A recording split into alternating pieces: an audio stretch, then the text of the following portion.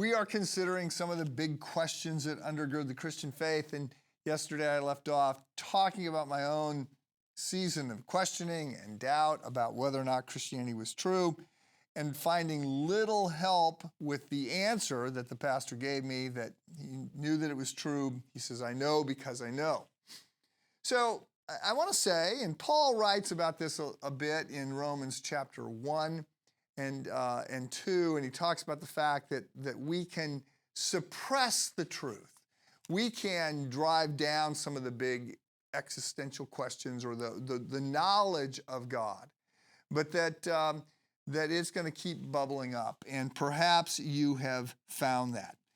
I didn't at the time find his answer very persuasive, but several years later, I bumped into some people, one guy in particular who I had known a bit before, but his life had been changed, and he spoke very openly about the fact that it had been changed by Jesus. And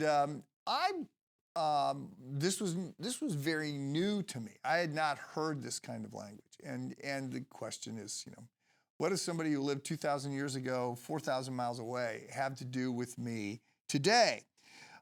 So I asked those questions, and perhaps you're listening to this because you are asking some of those questions. You have a sense of deep down of longing, or you're trying to find more purpose, or you're sensing that you could or should be pursuing God.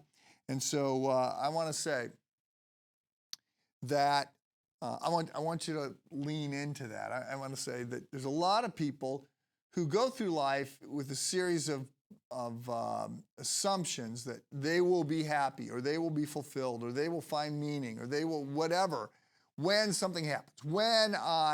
And then it just depends on where you're at. When I have a boyfriend or a girlfriend, or when I get a driver's license, or when I graduate from college, or when I get married, or when we have kids, or when the kids leave, or when I make this much money, or when I make 2 times this much money, or whatever.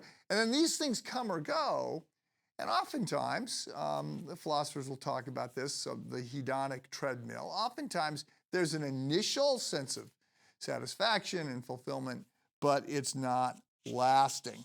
So I just want to say, as a pastor, especially in the zip codes in which I am working, I am around some people who have been very successful by whatever standards of success you want to look at, whether it's athletic performance or salary or size of house or whatever it is. But I hear from them that often they're not happy, or they're even depressed, or they're confused, or they can't sleep through the night, or they're anxious, or whatever. And I want to note that I do think that there are ways forward. And some of this comes by just being a little bit more alert to what's going on in our heart. So I'm not going to simply say that it's a matter of looking inward. I think there's real challenges there. But I'm just playing off of this idea, I know because I know. And I remember reading a quote, I've got it here, and it was from a while back. It was David Letterman when he was his life was pulled apart. He says, for a long time I thought I was a decent guy, but yet thinking I was a decent guy, I was still capable of behavior that wasn't coincidental to leading a decent life. That's what I'm working on. I want to really be the person I believe that I was. I want to be a good person. So I think some self-awareness is not a bad place to sort of pursue some of these big questions. Again, we're going to move on. I want to spend the rest of this week just exploring this idea of whether we even ought to be asking these basic life questions. Have a good day.